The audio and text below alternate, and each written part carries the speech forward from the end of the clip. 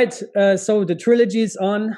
The man himself is back, the legend, the guy that brought me actually into the Cosmos ecosystem, took the time very early on to jump on phone calls with me and explain me how Cosmos works and what Cosmos actually is. So thank you, first of all, for that, for dragging me into and see what happened now. I mean, the Cosmos community is really, really excited about everything that's happening, and I'm also good position, I think, in the Cosmos ecosystem now. Talk to Ethan, talk to like a lot of Zaki. Yeah, you've had everyone on now. Yeah, so it all comes back to you basically. So thanks for that. How is everything going, man? It's great. Bull market's back. It feels like, knock on wood. So that's exciting. I was hoping I would have a little bit more time to build before I had to do bull market things again, but looks like this is the case. So yeah, I'm got a lot going on, both on my validator and also on Sommelier, but I think we're here to talk. I do want to come back and chat about that sometime in the next couple of months when I've got a lot more to report. But I think here we're here to talk Emeris and added value accrual and a bunch of other stuff. So happy to dig in. Yeah, exactly. And also thanks for taking the time spontaneously, because Emeris just launched yesterday. I just noticed I'm wearing a Blockstack t-shirt. I was about to say that. Everybody who's wondering why you're wearing a Blockstack shirt, I think you worked there before you joined Cosmos. Yeah. So don't worry, Jack is still one of us. He's still a cosmonaut. He's just it's a comfy t-shirt. It's a comfy t-shirt, yeah. I also have a bunch of crypto t-shirts. I have to dig them out somewhere. Some are still like in other countries where I used to live. Anyways, what are your first impressions of Emeris now that it's live for roughly 24 hours? Have you used it? Have you played around with it? What are your first thoughts? Yeah, definitely. I made a couple of swaps on it just to give it a try. I actually saw a pre-release version on Monday. What I see is the bones of a great platform. I think that probably a lot of discussion on how Emeris and Osmosis are different, but I think right now it's not obvious to folks like how that is the case, and I think we can dig into that a little bit more. But first impressions are that Hung and the team are wonderful designers. They are great at building really good looking front end UI. A lot of the loading screens and transitions, which have gotten exercised a little bit more than normal over the last few days, look great. And this is the basis for what is going to become the major product that Tendermint, the company, ends up working on. And I stoked for the team to see it live. There was a little bit of a delay between the Gravity DEX on-chain launch and the Emeris launch. But, huge kudos to the Tendermint team for getting something out there and beginning to iterate on it. Yeah, and for those who are now completely new and have never heard of Emeris, Emeris is basically a DeFi dashboard that connects and gives access to a lot of Cosmos-based DeFi applications, right?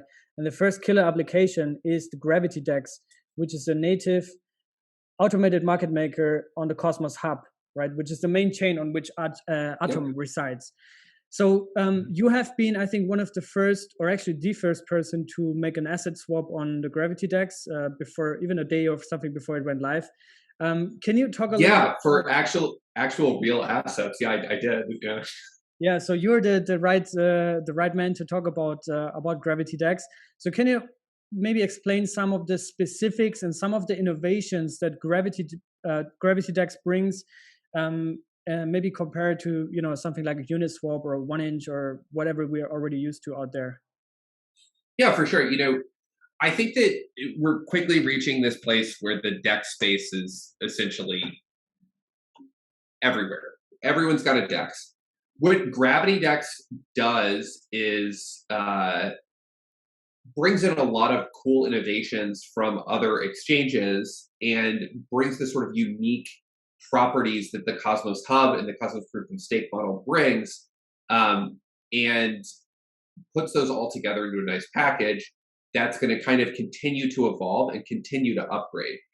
And I think that's what makes it different from these other DEXs. It is interchain native from the beginning, and there's nice features like native MEV resistance. all swaps go through batches, so there's no way to really front run transactions on the Gravity DEX. MEV is this hugely hot topic on Ethereum and a lot of these other chains. It's going to start, but we've seen MEV on Terra, we've seen MEV on Avalanche, we've started to see MEV on proof of stake chains, and happy to kind of chat about that if you're interested as well. But some of these innovations that Gravity DEX brings helps mitigate that threat and bring more efficient pricing to end users like you and me, just folks who are interested in getting on there and trading. So I think that's a huge feature of the Gravity DEX, and this sort of interchain native exchange is also another huge feature. Yeah, I think it would be great actually if you could go a little bit deeper in that and maybe also explain on a very high level in very simple terms, because most of us, including myself, we don't have a technical background what MEV is, what it stands for, and what kind of threat it poses. Because I know there's also been a massive Ethereum conference a couple of months ago. Sunny was also speaking on that one, that also only dealt with MEV, WTF. Right? Yeah, exactly. Yeah. And how you can avoid it, what potential solutions there are. So maybe, yeah, you can just on a high level explain in simple words what it is and also what threat it poses to proof of stake chains. Yeah, so what miner extractable value is what MEV stands for. And in proof of stake chains, it would be validator extractable value. But, MEV is kind of this catchy term. People have a rough understanding of what it is now. So that's kind of what people use. But basically, whoever is deciding on creating the blocks can trivially decide on transaction ordering and insert transactions of their own into the stream. And essentially what MEV, people who are doing this, miners who are running this software, they are running a sort of forked version of whatever the node software is that allows them to insert transactions and order transactions as they choose. And what this software does is it looks at the mempool and it sees which transactions are out there. And a very simple form of miner extractable value would be a DEX trade. And the batch model helps prevent this because you need to batch up the transactions, and the liquidity module in the Cosmos SDK actually handles this.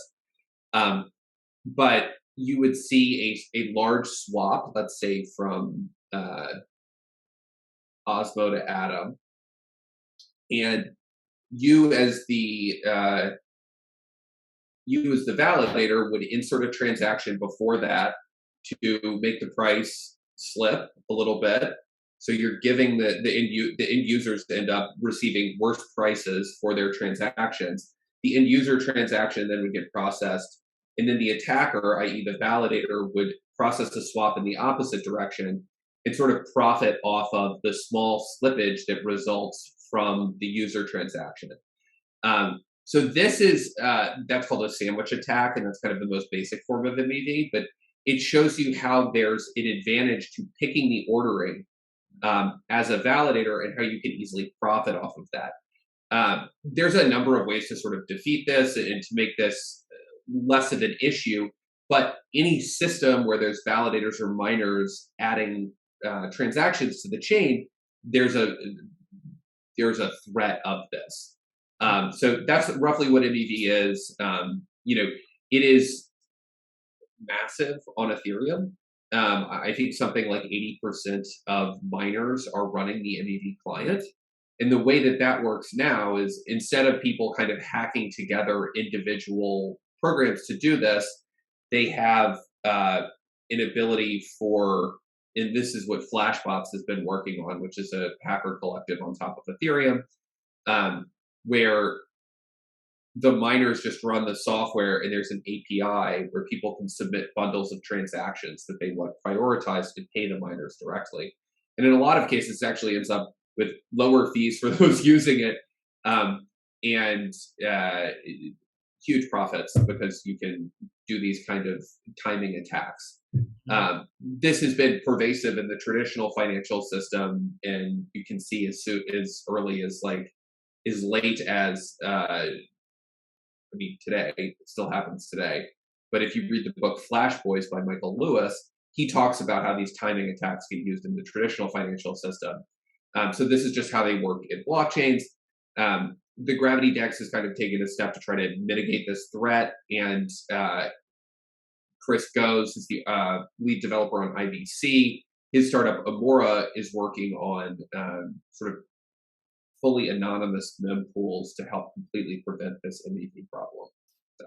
Yeah, and I think that's also one of the big advantages for the second movers here, because we can actually learn from other first movers, like what challenges they're facing, and also find solutions to resolve them, to resolve these problems right from the beginning, right from the start. So basically from day one, you have a superior product in the end of the day. And if you look at something like Uniswap and or Ethereum itself, it will be very hard for them to fix those fundamental problems. Even the shift now from Ethereum 1 to Ethereum 2 takes so long because it's such a massive ecosystem. There's so many parties and people involved, so much money behind.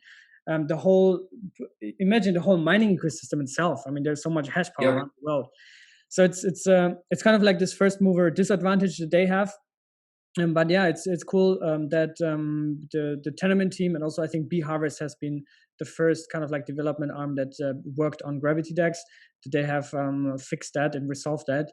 But yeah, going back to Emeris, I think this is cool to see that the Gravity DEX is finally being used, right? There has been this confusion on July 12th when the Gravity DEX was implemented on the hub, but without an UI. So a lot of people were a little bit salty about that. But now it's here. It works flawlessly. Like you said, man, I also agree the design is incredible. Whoever works on the design, he deserves a bonus. Pom, who's the CEO of Tendermint, was the first designer in the ecosystem, and so wow, he's brought on. Awesome. Yeah, he has brought on a team of some really, really talented folks. I know Nas, who was there when I was there, has begun to hire some more folks as well. But I do believe Tendermint thinks of itself as a design-first company, and it shows with that design of Emeris. I think it looks great. Yeah, and it looks really, really cool. And also like the whole kind of like also wording that they have on the platform, and the way that you're sent from one page to another, and the flow of providing liquidity, and it's all very cool. So I recommend everybody to play around with it. The user experience and user interface is next level. But so is Osmosis, and I want to transition also to that. Osmosis has been the first AMM in the Cosmos ecosystem. They absolutely killed it. Osmo rewards are still very, very compelling these days. I know all of us every day. For me, it's 6 p.m. here in Portugal. Actually, in 10 minutes, we got to hurry up because my Osmo rewards are coming. So Osmo... well, it's going to take another 10 minutes after that, because that right. block takes a while to process now. But so they have killed it, and from a user experience, also really, really great. I think it's one of the best kept secrets still to date, even though it's running for nearly 2 months now. What are some of the differences between Gravity DEX or Emeris and Osmosis? Because a lot of people are asking this now. Why do we need two, right? They're trying to do the same thing, but I think there are some differences. So maybe we can talk about some of them. Yeah, I think that if you look in the traditional financial system, and this is where I always like to look for parallels, there's exchanges that specialize in all kinds of different niches, and there's all these different exchanges. Blockchains are no different. Why are there tons of exchanges on Ethereum, and why is there PancakeSwap, and why is there all of these other exchanges? Why isn't there just Uniswap? And it's because fundamentally what needs to happen is we need to bring in adoption. And that adoption comes in the form of not only end users, which are, slower to move, harder to bring in, but also in the forms of the projects, picking which exchanges to list on. And there's room for a number of these exchanges to thrive. And even beyond that, these exchanges aren't necessarily like a sine non qua. They're not like the only thing that's going to bring value to an individual ecosystem. They're sort of a necessary part of any ecosystem. So, Osmosis is trying to carve out this niche for themselves that is sort of continually innovating on the DEX front and working really hard to try to ship new features as fast as possible within the Cosmos ecosystem. And, their branding is a little bit more playful. They are, focused on a different set of things. The Gravity DEX goes on the Cosmos Hub, and the Cosmos Hub has a roadmap that goes beyond just a decentralized exchange. And we can dig into that a little bit more later with shared security, chain naming service, and some of these other really exciting things that the Cosmos Hub is going to need to support to play that role as the center of the interchain. One of the things it needs for the center of the interchain is the ability to natively swap tokens on the hub. So we built it, and there's value in that. And note, I'm saying Gravity DEX, not Emeris, which is something different. And I do want to draw a little bit of a distinction between these two as we go further through the show, because it helps sort of talk about how Osmosis and Emeris are different and how they serve different users. Osmosis, and getting back to Osmosis, Osmosis is very focused on the Osmosis chain and will kind of continue to be. And they're looking to buy security from the hub via this shared security feature that should be shipping later this year, early next year. So,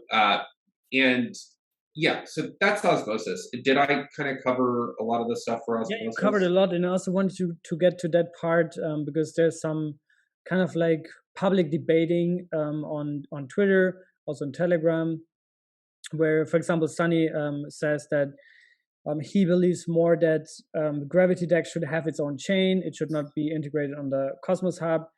So similar to what Osmosis did. And then maybe when shared security ships, you can pack both of them to the Cosmos Hub. And that's where kind of the value accrues for the hub and also for Atom as a native coin on the hub. But I also already hear from you that you think it's actually a better decision that what actually also happened, and there was a governance proposal, and the community decided to fork in the Gravity DEX onto the hub. But maybe you can share some additional thoughts on, also maybe address some of Sunny's points. I think you also are friends, and you talk, and you exchange ideas, thoughts. And I mean, I'm an advisor to Osmosis. I've received some advisor tokens as a part of that launch. Like, I have run relayers on that network. I've tried to do my best to kind of support them. Sunny and Dave and Josh have been working in this ecosystem for years. They're all incredibly smart, and they do excellent work. So, just want to kind of preface with that. Sunny and I disagree on this, the way that he views the hub. Sunny's view of the hub started back in 2016, 2017, when he first found Cosmos as a project. And his view of the hub kind of froze back then. And I think Sunny sees IBC's shared security, this roadmap that we had been executing on for a while, as the only thing to do, and sort of an immutable idea of what the hub is going to be. What I think Gravity DEX is, in my mind, is an acknowledgement that we need to ship additional features for the hub to keep it competitive, and that a DEX is going to be a key feature for any interchain hub for a variety of reasons. The ability to swap in and out of currencies easily and programmatically to pay fees for IBC transactions moving through the hub is the way to go.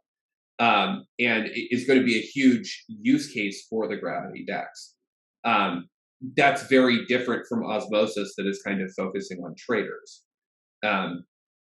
And there's going to be other uses for the Gravity DEX for traders as well, because the hub will be this kind of center of gravity, and there's a number of ways that we're doing that. I don't think that having a DEX on there threatens credible neutrality in the way that Sunny does. I think pretty much every chain has a DEX on it. So how that threatens credible neutrality, I don't really know. The Sushi CTO came out and said something about one of these roll-up chains on Ethereum picking Sushi.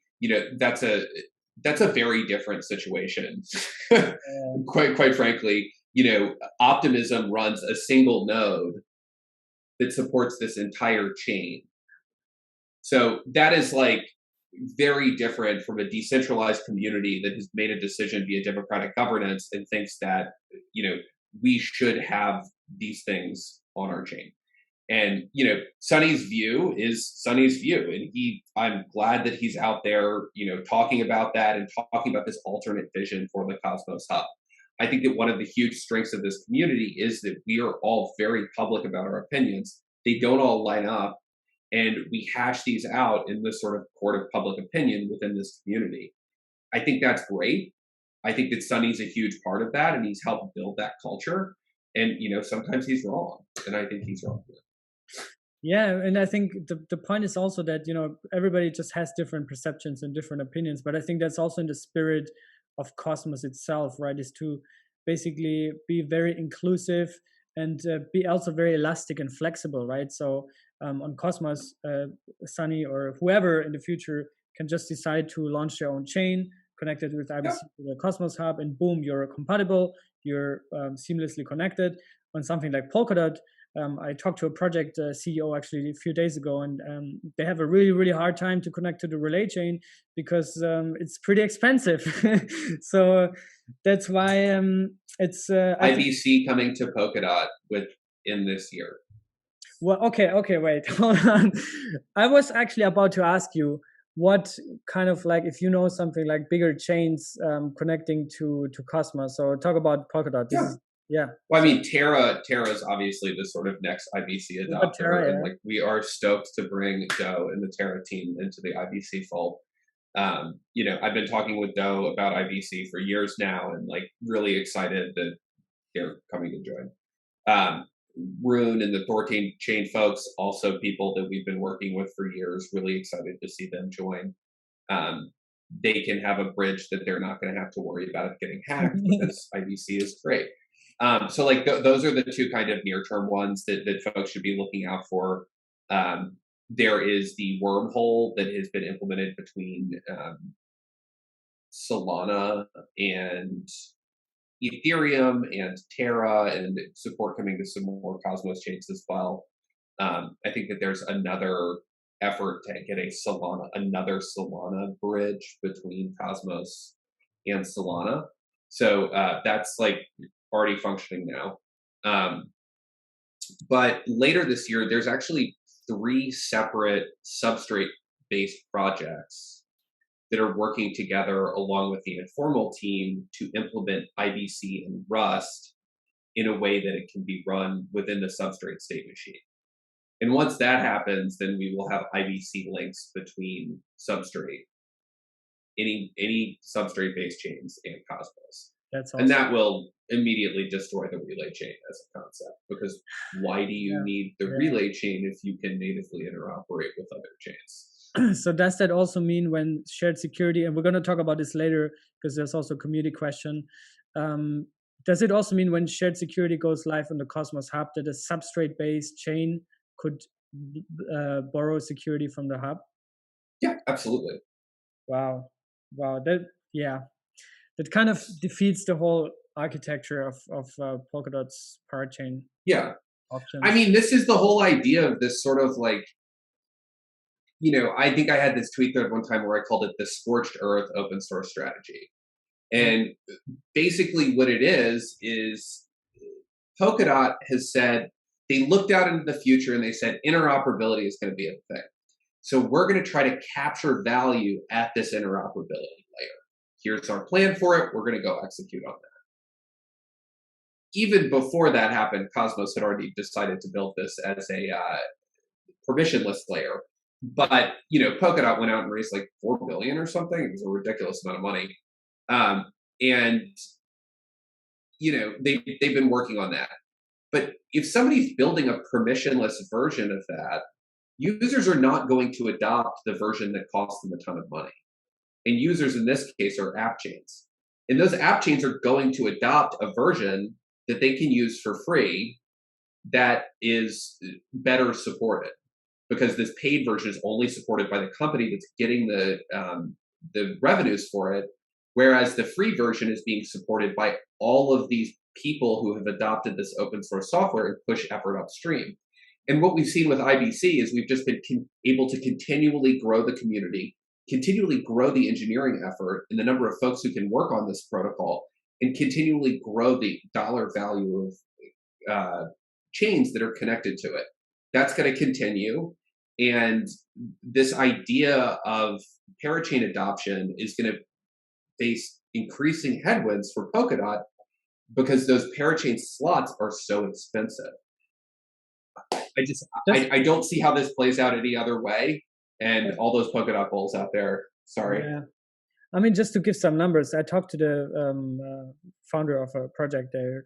They're trying to get on Polkadot, and now they're trying to do it on Kusama. But you have to create a sister chain to be able to be compatible to Kusama.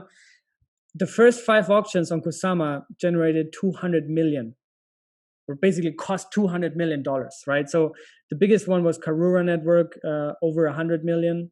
Right, so no project is able to afford it if you don't have an average of 40 million. Yeah, and if you don't have, that's insane. If you don't have Gavin's number on your WhatsApp, I think it's pretty hard to kind of like, you know, get a justified. I think it's impossible to justify. Like if you're a startup spending $40 million to like just get live, like that's crazy. It's pretty crazy, yeah. But I think that's also maybe just this initial hype, you know. And I think when the parachain slots fill up, I think initially there's 100 of them, and then you have para threads also, where parachain owners can lend out their space to smaller chains.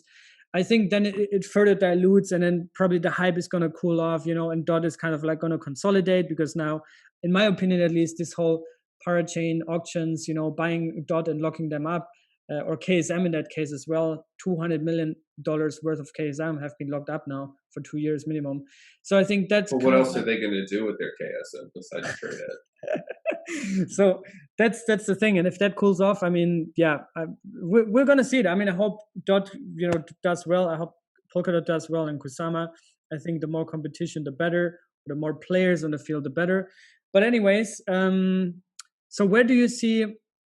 In the longer run, I think you already touched upon it. You think the Gravity DEX, as in a kind of like a native trading terminal where you can swap tokens, brings a lot of value. Shared security, obviously as well, which is actually something like what Polkadot does, where you see the long-term value accrual on the Cosmos Hub, and maybe also for the Atom as a coin. Yeah, you know, the Cosmos Hub community has been the first movers in this interoperability space.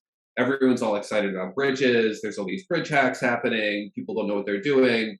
We've been doing this for years, and we've thought deeply about a lot of these problems that people are just kind of running into for the first time now, and already have solutions either in flight or in production. So, you know, I think that first mover advantage is something that we need to kind of continue to capitalize on. The DEX is a huge part of that. Being able to draw more economic activity directly onto the Cosmos Hub, I think is a huge part of value capture. And like the DEX is the first part of that. I think another huge piece of value capture for Atom holders is going to be staking derivatives on top of Cosmos Atoms.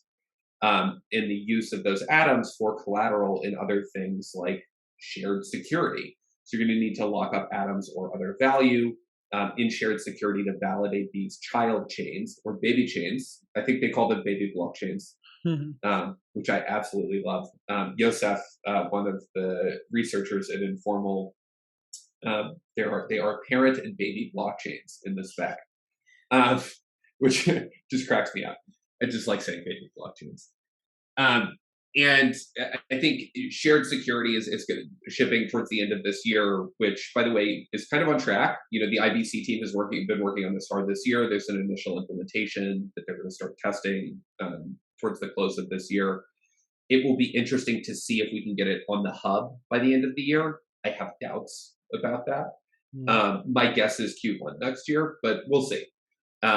So that's a huge piece of value capture. DEX, staking derivatives, shared security. And then beyond that, you know, I'm really trying to bring consensus around the fact that we need a chain naming service on the hub. And that will be a huge driver of value to Atom holders. And, you know, maybe this isn't the right time to talk about that, but I'm happy to sort of share thoughts on that as well. Interesting, yeah. And I think the yeah, the shared security is definitely one of the most highly anticipated ones, and I think that's also where Sunny agrees that Yeah, I mean, so that was the original Cosmos roadmap. You know, in like Polkadot saw what we had developed at Cosmos in terms of a roadmap, and they were like, okay, we're going to throw some value capture in there, and we're going to go do this exact same thing.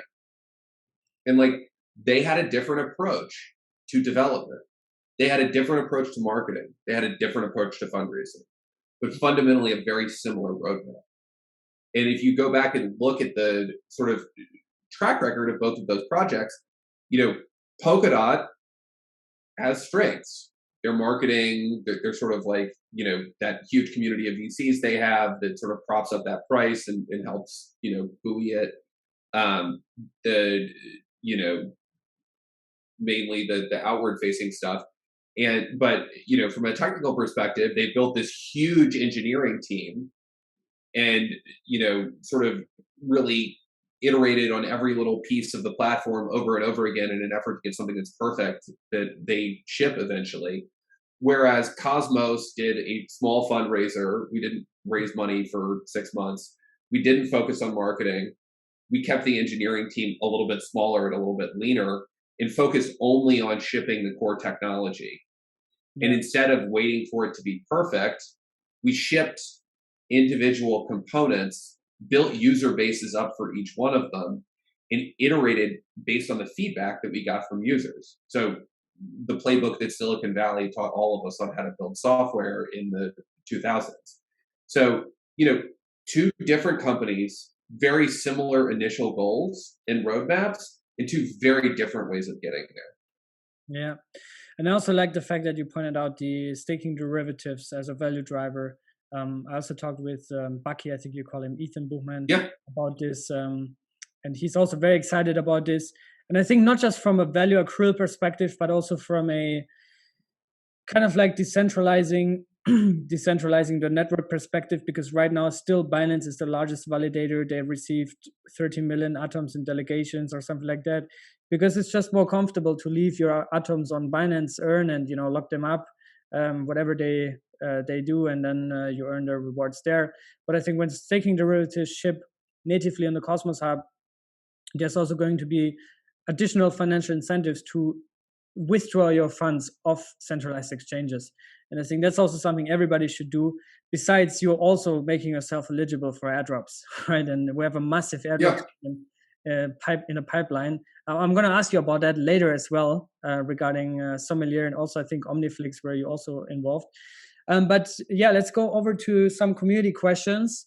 Yes, please. We already talked about the state of shared security, and I know you also went through some questions. So if you also find some questions that you find interesting, you can also just, you know, go on that. But yes, shared security, I think we already covered. You believe it's going to ship around Q1 next year on the hub. But yeah, what about comparing IBC to, in that case, specifically Chainlink's CCIP protocol? I think that's a new thing. But maybe if you're not too deeply familiar with Chainlink's protocol, just in general to other bridging protocols and interoperability protocols. Yeah, you know, what I will say about interoperability protocols is there's a few different ways to do them. One is a centralized bridge, where somebody runs a system that sort of keeps track of the accounting on both sides of it, and you have to trust that custodian. This is the way WBTC works. This is the way almost all of the bridges across the Ethereum work. The next way is to do sort of a light client bridge. And this is what IBC is the most general form of light client bridge. And the spec actually allows for pretty much any blockchain. So like, and then there's this sort of middle between those, which is there's one blockchain that plays the role of that central entity and sort of transfers things back and forth. So in an example of that middle one would be the Solana wormhole bridge. Solana has this DHT and blockchain that they built to, not Solana, Chorus One built the wormhole. Certus One, maybe. Chorus One. So they have a DHT and I think it's Certus One.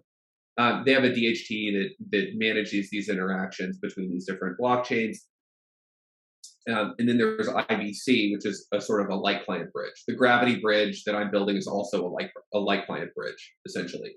So, I think that these light client bridges are clearly the best way to bridge between blockchains. There's no central intermediaries. There's no single points of failure. Your only risk is for the two chains that you're interacting, the base risk for the chains that you're interacting with. So with that in mind, and just a brief look at the Chainlink interoperability protocol, it looks like it's very similar to the Wormhole bridge, where they have the Chainlink network that's acting as the intermediary. I have a strong preference for light client bridges, having spent the last few years building them. I think it's a very elegant architecture. I also think it's best from a user experience standpoint. And if you're thinking about it as a financial intermediary, it reduces the risk to fewer counterparties if you're using a light client bridge. So, my thought on that is that seems like a really cool protocol. I'm glad that they've worked on that. We'll see how much adoption they get with it. And then my good friend Liam Connor, he's also actually a Cosmos specific crypto YouTuber, basically. I did a podcast with him. Oh, awesome! Yeah, he's a very very cool guy. Yeah, he's very great. Deep, not just Cosmos itself, but also more on the ecosystem side of things. I think I'm focused more on Cosmos, and he's more talking about also other projects like Persistence. But he also had a kind of like follow-up question or something to go deeper on that, which is basically how IBC or what incentives and security measures are in place that IBC cannot be exploited, right? Because we've seen this over and over again. We've seen it with Thorchain. We've seen it also with now, what was it, Poly Network, 600 million exploit. So how can we ensure that IBC is tamper-proof and never gets exploited? Yeah, what IBC went through was years of development and formal verification, as well as multiple reviews by the best security researchers in the space to ensure that it's a secure protocol and that the security assumptions that we say that go into it are accurate. I have strong confidence in that work that we've done. I don't think that anyone's going to exploit the IBC protocol. Are there things within IBC, in the same way you can sort of spoof users into a website using the internet right now, there is a way to sort of spoof a chain in IBC. However, this is one of the reasons why I'm talking about the chain naming service, is the chain naming service fixes that issue because it makes sure to associate the chain ID with a root hash for that chain that's kind of being continually updated. So yeah, long story short, you should not worry about the security of IBC.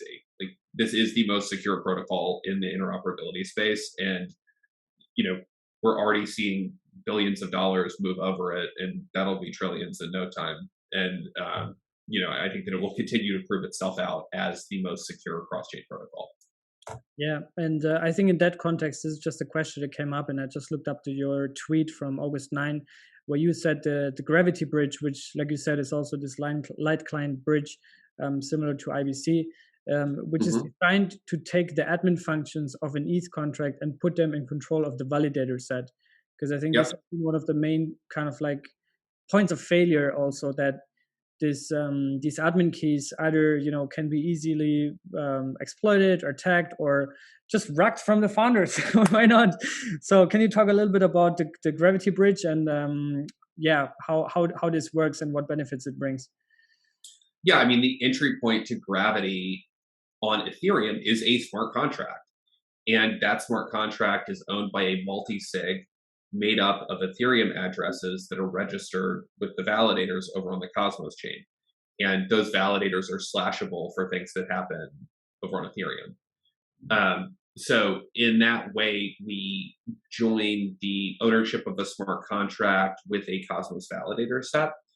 And when you look at what's going on now with regulations, regulators are going to look a lot more closely at these like 3 of 5 multi-sig setups that are controlling billions and billions of dollars on all of these DeFi protocols on Ethereum.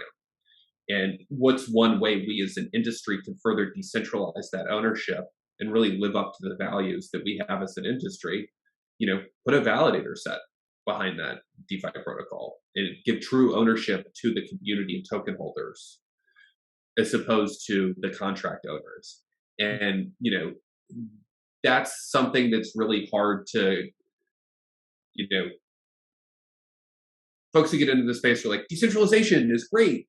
But I think a lot of people, once they look at practically what that means, they're like, oh, that's scary. I don't know if I want that.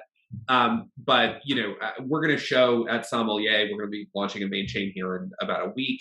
It's going to be sort of a soft launch with minimal features, and the full platform's coming in a couple of months. But, we're going to show that this is not only desirable, but operationally feasible and has a number of other benefits in addition to just decentralization. So yeah, looking forward to showing that out in the market. And, I can talk about how a validator set owning a contract is cool all day, but until we ship a product on top of that people actually use, no one's going to give a fuck. Yeah, but I think this whole admin keys thing is very much kind of like ignored by the majority of the people, and everybody gets attracted from high APYs and yield farming here, yield farming there. But I think the underlying risk sometimes is not really worth it, right? And that's why we've seen so many rug pulls from the oldest food coins last year. I remember they all had admin keys. Admin keys, yeah, the liquidity was either locked up or they had just admin keys of the whole project and everything. So it's it's really important, I think, to build a trustless, decentralized environment. And that's why also I'm so excited about kind of like decentralizing the liquidity aspect of it with Gravity DEX and Osmosis. And hopefully we have 10 or 20 more decentralized pools and liquidity pools, because we need to decentralize every aspect in crypto, not just, being able to send crypto back and forth and earn high yields with it. Totally. But yeah, let's move on to the next question. Just real quick on that Liam question, he said, how do light clients operate in bridges between blockchains? Yeah. For how do they track the state of each blockchain, and what is the involvement the validators of each chain have? So, Liam, this is a great question that gets to the core of what IBC is and how the security model functions. And you can think of the light client essentially as a block header, and that block header contains a roll-up of all of the data within a given blockchain. It can be used to prove inclusion of and presence of data within any given blockchain. So the way that IBC works is we prove inclusion of various data related to IBC on each of the chains. And in this way, we know that as long as 2/3 of the validators on either one of those chains are not compromised, that this connection will be secure and unable to be tampered with. But what it goes down to is that ability to prove data about another chain with this succinct representation of its state. And that's all of the complex cryptography that goes into these blockchains and sort of the cutting edge of what's possible now, the engineering that goes into those light clients. We could have shipped IBC a year earlier, but we ended up spending a year formally verifying the light client model and working really hard to ensure performance there as well. So a lot of the magic that makes IBC is in the light client engineering that we've done. So anyway, sorry. No, thanks because I just summarized the questions and took notes on my own here. So thanks for expanding on that. But yeah, I see one question here that I just want to get out of the way. Airdrops. I don't have any info on airdrops. I wish I did. I can't share anything. Either for Sommelier, Omniflix, Handsome, Juno, none of it. I don't have any of it. Okay, I was gonna ask you that in the end, but okay, here we are. Anyway, I made a video today, and it's gonna come out as well very soon, where I share some thoughts and some progress on the airdrop front. There's a lot in the pipeline. But anyway, I think there is. I think you're right. Yeah, a lot coming up. At least 10 are already confirmed. So it's going to be fun. So next question. And I'm going to just summarize this. Why should projects like Solana, Polygon, Qtum, why should they reach out to Cosmos and jump on this IBC train? Well, they shouldn't reach out to us. We should reach out to them. And in a lot of cases, we are. We have worked really hard to not only share our research on interoperability, and I'm going to go ahead and say that IBC has been a huge source of inspiration and research for most of these other cross-chain protocols. And folks on all of those other blockchains are avidly reading what our engineers and researchers are doing. So, it's a combination of them reaching out and then also proactive engagement from the Cosmos side that's going to ensure that Cosmos is this base layer one that ends up getting adopted. And not, I shouldn't say the base layer one that ends up getting adopted, because that's not necessarily true. Like, with us talking about IBC on Polkadot, IBC on Solana, IBC on all these other chains, we don't really care what the layer ones are. What we want is to have IBC adopted as the interoperability standard. I think we're well on our way to doing that, and we have folks in all of those ecosystems trying to merge these standards and bring these things together. So, Iona, great question, and absolutely something that we're working on. Next question. Do you think Cosmos can bring IBC in the projects of CBDC?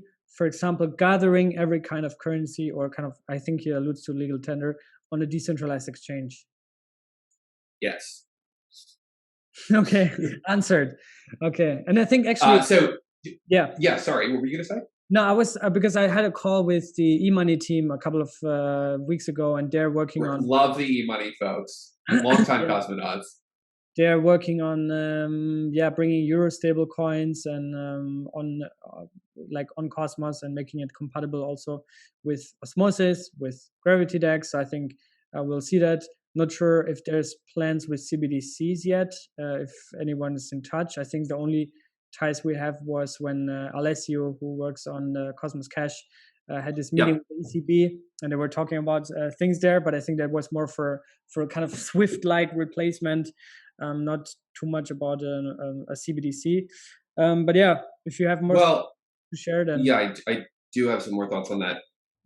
I think that the Cosmos model, where each of these chains is independent and they have links between each other that are, gated by these individual chains. Because if you're a chain, you can say, I'm only going to accept IBC connections from like these chains over here. This model is how central bank digital currencies operate in the real world. They have full sovereignty and control over their system, but develop these interoperability links with other banks within their system, as well as internationally. And what IBC does is just provide a standard transport layer for that, and allows those individual chains to retain sovereignty. So I would say that for CBDC projects, Cosmos and IBC is better suited than pretty much everything else out there in the ecosystem. And I think it also just comes to my mind, one of the least talked projects in the Cosmos ecosystem is IrisNET. And they have been chosen by the blockchain service network in China as their base interoperability layer. And it's basically the same technology as of my understanding. I have a call with them next week, so I'm going to interview one of the founders there. But I think this could potentially also mean that eventually the digital yen is going to be compatible with Cosmos, right? And being running on the BSN layer, which is powered by Iris, which is powered by Tendermint in the end of the day. So it's all kind of like linked. And I think the more chains, the more layer ones, the more killer applications that bring hundreds of thousands, millions of users, the more valuable the whole infrastructure gets, the more valuable IBC gets, right? And I think then it's going to be a no-brainer at some point for projects to like which model they should choose. I mean, when you think about like the total value that's addressable via IBC, right now it's in the 20 to 30 billion range. When Terra and Thorchain join, they're going to be over 100 billion. You include the Polkadot ecosystem towards the end of the year, that's another 100 or 2 billion. Like, very quickly you get to a $500 billion system within the next 6 months. The future is bright.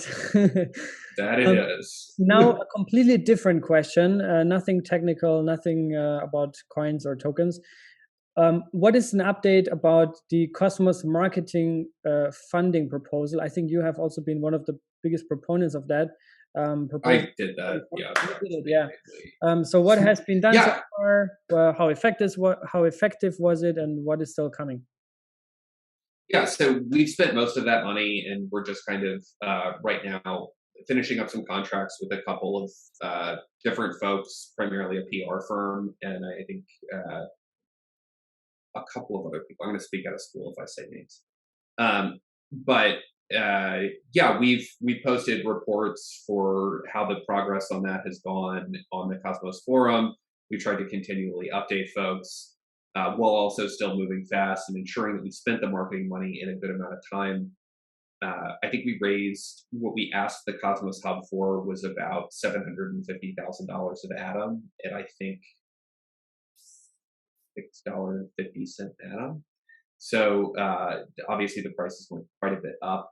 We've ended up spending the US dollar equivalent of around $2.5 to $3 million on a variety of influencer campaigns, YouTube stuff, marketing, traditional marketing through banner ads, and Blockfolio ad placements and stuff like that. Working with a couple of PR companies, having folks in the ecosystem actively engaged and giving interviews, folks like myself. So that spend is kind of tapering off, and what's replacing it is, the Osmosis launch and the amount of buzz that that's generating and the money that they're starting to spend on marketing.